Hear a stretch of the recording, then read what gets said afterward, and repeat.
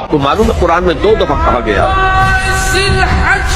یوم یفر المرء من اخیہ وامہ وابیہ وصاحبتہ وبنیہ، جس دن بھاگے گا انسان اپنے بھائی سے بھی اور اپنی ماں سے بھی اور اپنے باپ سے بھی اور اپنی بیوی سے بھی اور اپنی اولاد سے بھی۔